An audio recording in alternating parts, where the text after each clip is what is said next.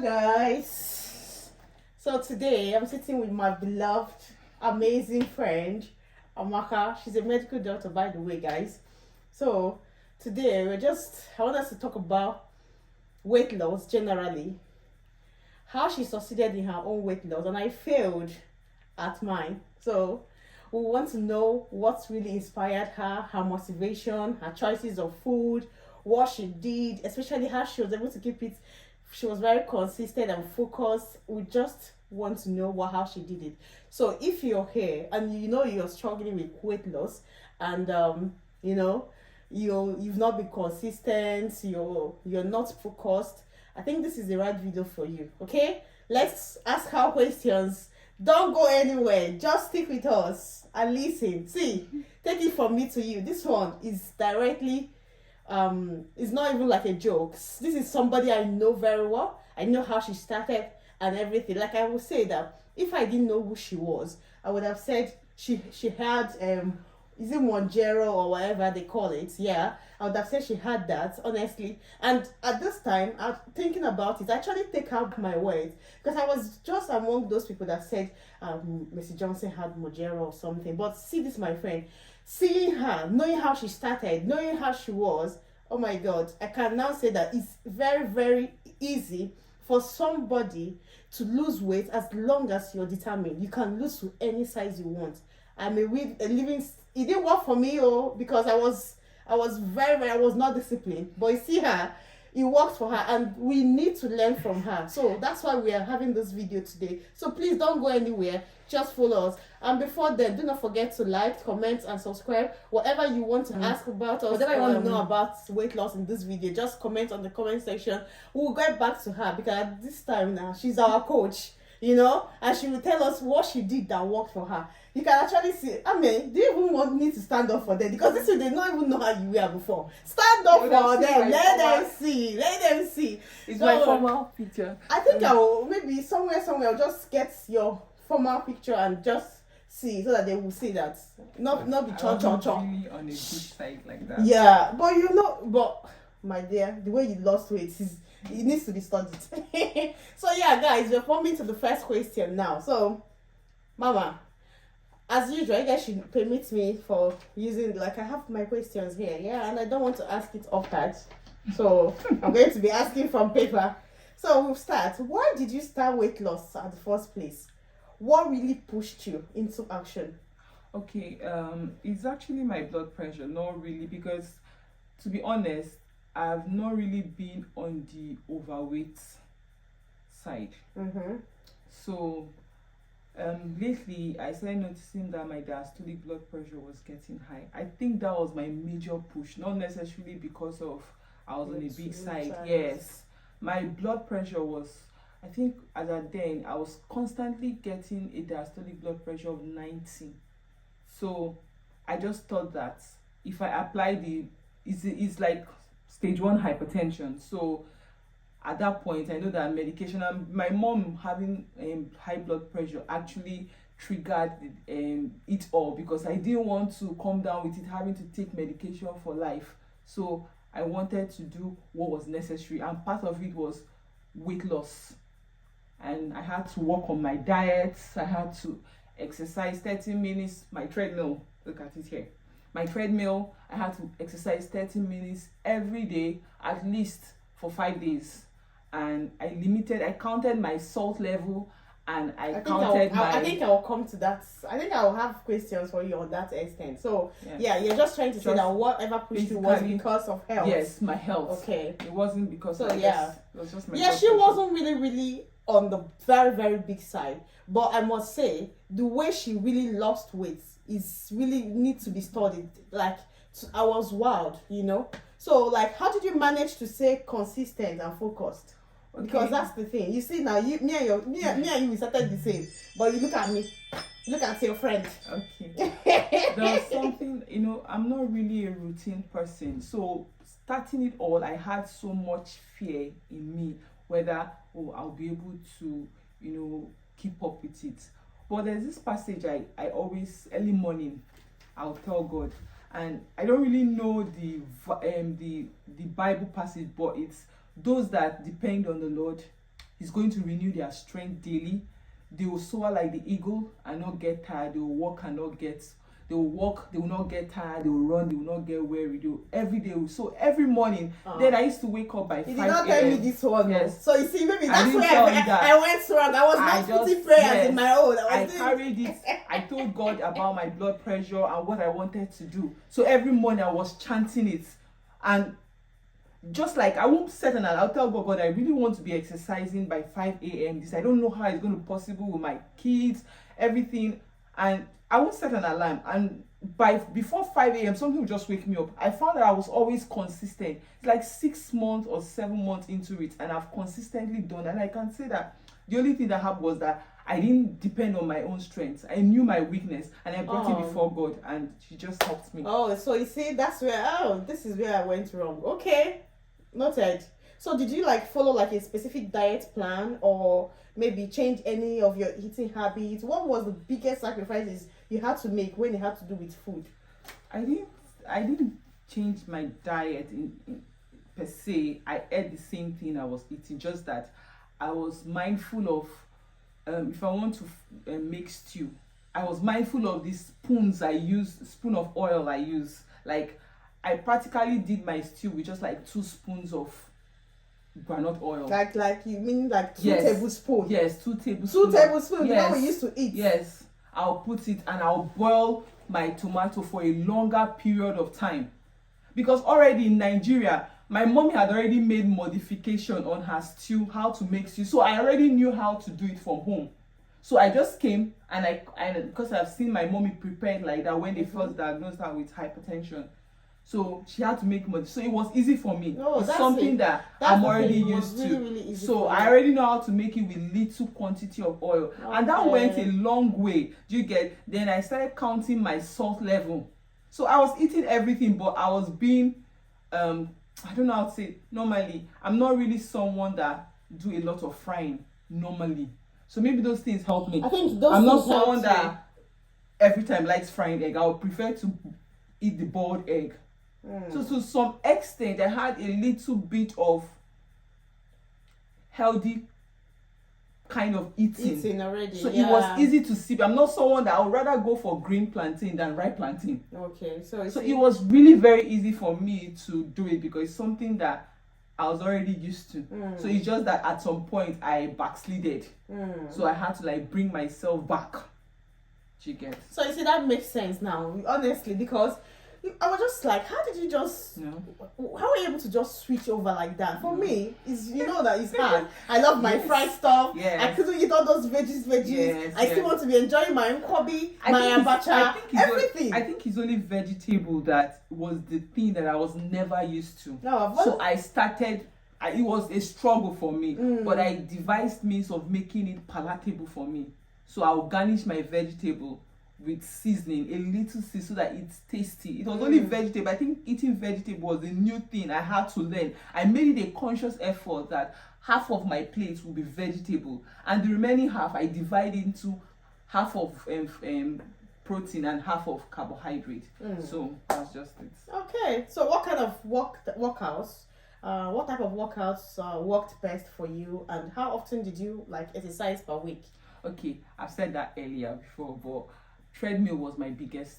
Like when I started, I had a skipping rope, so I would skip like 1,000 to 1,500. But at some point, how did you even start doing the 1,001? Were you like something? Was it something you were already doing before? Yes, normally I used to skip in my former house, but I used to skip like 600. So these are exercises that I was already at some point I was doing, but I stopped. Do you understand? So I just increased it from 600 to 1,000 because I have to, like, my house is not really so spacious. So the struggle of having to arrange my dining one side, shift it, skip, arrange it back, it was like a big struggle. Why would I have to do all of that? Because originally, to be honest, I didn't really like treadmill. I had a treadmill, but it wasn't something that I enjoyed.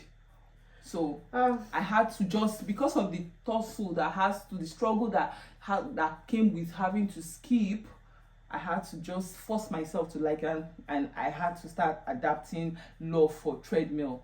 But I think I did a couple of treadmill and skipping, but now it's mostly treadmill. I've not yet learned how to lift weight. I'm not consistent in it. That's one aspect of exercise that I want to get consistent with. I'm not really consistent in my weightlifting, which is important, which is also a part of exercise I need to incorporate. Okay. So I will come up with the next question. So for someone who struggles with consistency like me, what workouts would you actually recommend as a starting point? I think you should actually do something that you enjoy doing, because sustainability is actually key. It's not about just starting. I think that would be working. Yes. If it's working that you're able to do, just try as much as possible to start with it. You mustn't even start with 10,000 at the start, you get, because it's not about just doing it. It's about doing it for a long term. Do you get? Even if it's 5,000 you're able to do today, your body will tell you when you need to increase it. Do you get? So just the answer is do what you enjoy doing. So like me now, when my friends started this struggle, all of us, we were working. We worked together, and from working, she was doing dieting too. But me, I was only doing working at that time. It was really hard for me to do dieting. But finally, I got myself to do dieting. There was even someone that inspired me on Facebook. I think that's Lolo, where she said she went on 3 days without eating. And I went to my friend and said, I'm going to be doing that. I'm going to be doing 3 days without eating. I did the 1 day. It was successful. The second day, my sister, I was not understanding myself. It's not even possible. I had to start eating, you know. There's something I did not try. I like to think that I have really tried. I went to what is it that I did not even do? I was doing treadmill when I come back from work, because I do nights. When I come back from work, I will just use that ginger.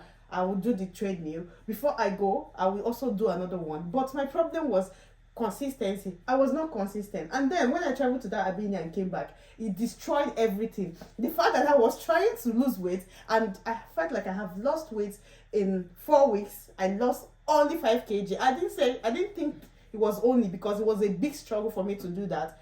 But tell me how I managed to lose weight for 4 weeks, only 5 kg, and then I'm going 4 days over to Albania, and I'm getting back that weight in less than 4 days. And how did it happen? By the time I was coming back, because we only spent 4 nights, coming back the next day, and I've checked my weight, and I've gone back to what I used to be, and that was it for me. It just destroyed my confidence. It destroyed everything. And just like, I'm not dealing with this again. Let me come back whenever I'm ready.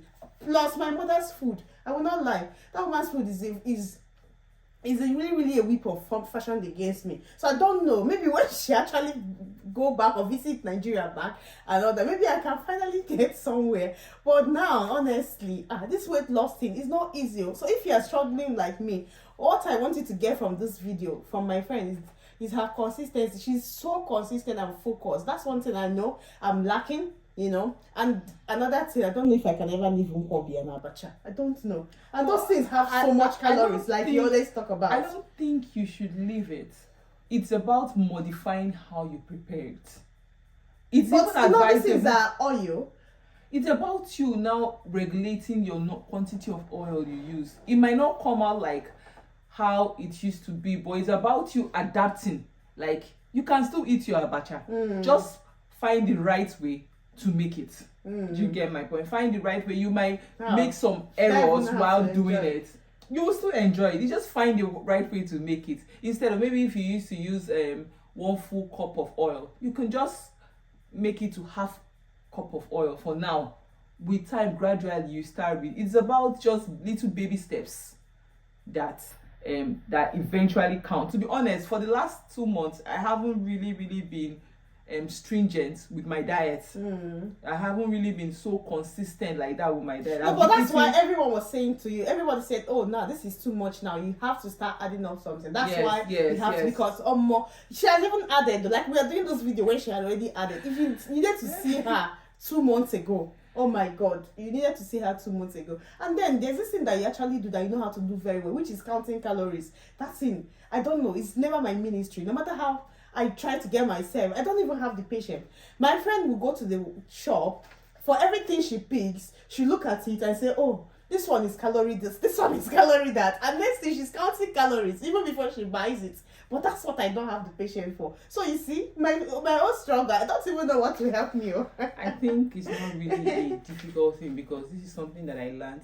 Well, the thing is, if you don't have what is pushing you, to be honest, you won't see the Well, I reason have to what do is it. pushing me. You know, this umbilical hernia, because of multiple CSO I had in the past. I had this umbilical hernia. They said before it will be dressed. How do you people say? Is it like you dress it, or because they say it's not like a surgery? According to my husband, what did they even say that they used for it? Correct, or before it can be corrected or what? I have to lose a certain part. So I have something motivating me, but I've not just gotten my. I don't know. Maybe you've not really. It's not something. Maybe I feel like you've it's not not really. life-threatening. Yes, to be You know, honest, I think if you it's know not the complication, life-threatening. and for me, having high blood pressure is like.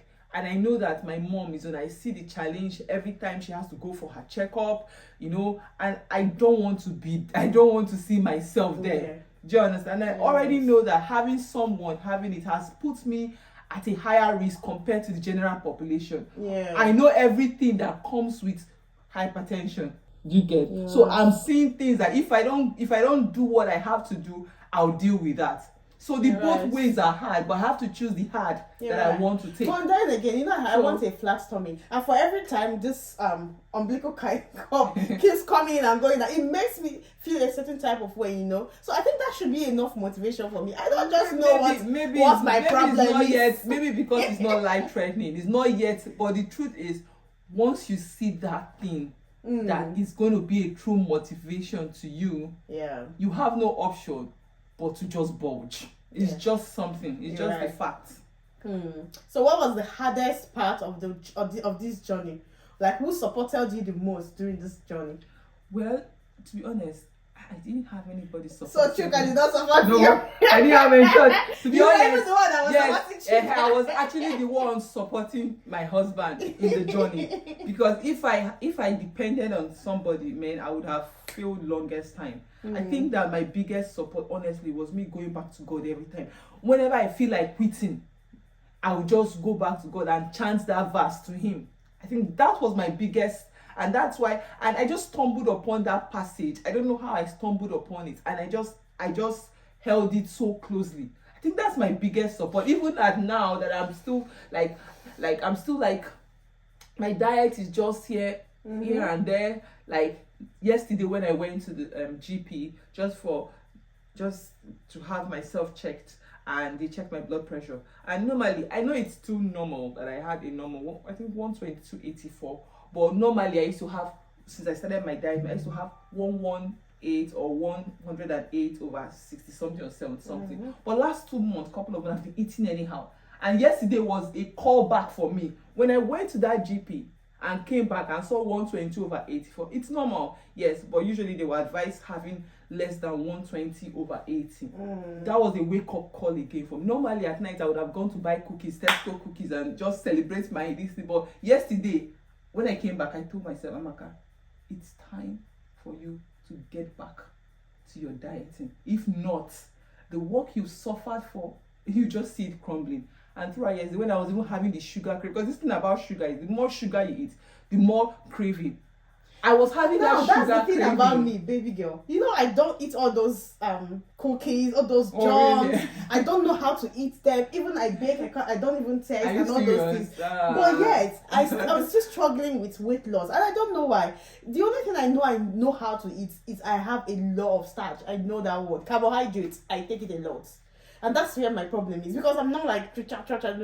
You have to. Your own is good. Now me, I'm cho, and that's why I don't like baking. Because if I bake, I don't have that control. I've not yet gotten to that level of absolute control, like what I see most people. Like my mom, she has a very big control. Mommy has. Even if she's in a gathering and they are eating. Yes. If she eats what she wants to eat, if you let it be gold plated, my mom is not going to eat it as fast. But me, I've not yet gotten that control. I'll eat, and be happy and tell myself tomorrow we start all again. I think mine is not really about control. Mine is just the fact that I don't really bother. Like, I don't really like it. And there's something I've learned from me in this video. Going to God to the smallest me, I'm not that kind of person that goes to God for the smallest of the smallest thing. To the smallest, even to lose weight. Yes, you still talk to God about it. And it was part of my Hallelujah Challenge request.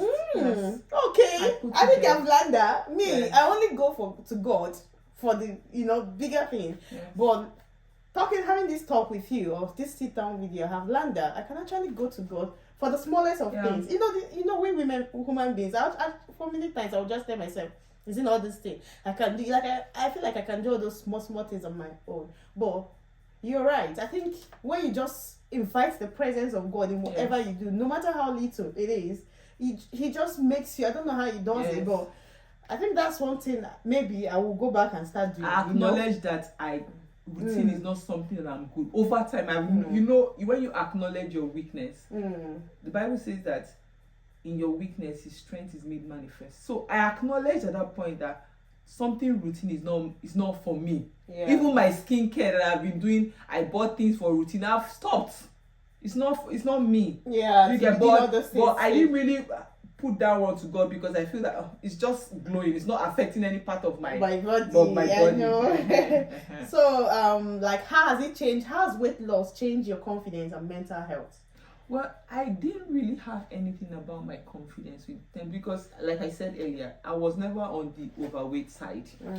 My weight was okay. Even my husband prefers my friends from Nigeria. Everybody prefers my former body. I think, Do you understand? Compared to now, all my friends, my uncle that came told me, I beg, please, what am I doing? I should add back with that. I wasn't on the big side. Yeah. So I didn't have anything in terms of my confidence or mental health. But I just feel that this exercise has made me, like, I can climb a flight of stairs a lot and I'll not get breathless. I notice that I'm light for within myself. Every little thing I get breathless. Even to walk from here to city center, I get breathless. Yes. Like, I don't know. Overall, my husband is tired. She's really tired of me at this point. He's really tired of talking. But me, even if I'm not like doing it the way I used to be, but I'm just that conscious. Like, I still do my intermediate fast. Maybe that one is easy for me because right from the time I was in secondary school, I don't really like to eat. Maybe because of those morning food that I wasn't enjoying. So I don't really like to eat morning food like that. So it has never been me. But maybe that's why it's working for me. I don't eat in the morning, and maybe that's why I've not even added. Like, even as I'm talking to you, I'm not even, and I'm not still going to eat until I bring the kids from school, and then that's how it's that way. It's not a struggle for me. That one I just do it with ease. It's not a struggle for me. So what will you then say to someone like me who feels like she has really failed in her weight loss journey? Do you have any advice for me, my darling? I think it's about you starting again. Like, there's this popular saying my dad used to tell me when I was small, and I keep on saying it applies to every part of my life. Failure is not failure unless you accept it. It's something I always, whenever I do something and I fail, I remember my dad's word. Failure is not failure until you accept it. So I tell myself, like, if I start something and I don't do it well, I'm not sad. I just go back to my drawing board, start it again. Yeah.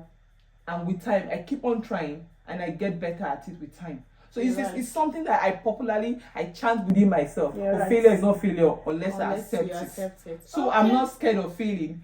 You're little with time, because with every error you make, you go back, you analyze it, and when you start again, you apply it, you get better. Then you don't even try at all. You just defeated yourself by not trying. So if you start and you fall along the way, that's good. You start again and till you're able to hit it, and you'll be able to design what suits you. Because I don't follow any regular thing on the internet, because I just do what works for me. Do you get my point? And that's very important. So guys, this is the end of my question to her. So I don't know if you're the one struggling with weight loss like me. Like, everybody will say, oh, but you're not big, but you're not big. My dear, I want to get to that point I was before I got married. Yes. I feel like it's very possible once I'm much determined. Maybe will keep pushing, just like you said, until I have accepted it. So I don't believe I have failed because I have not accepted it.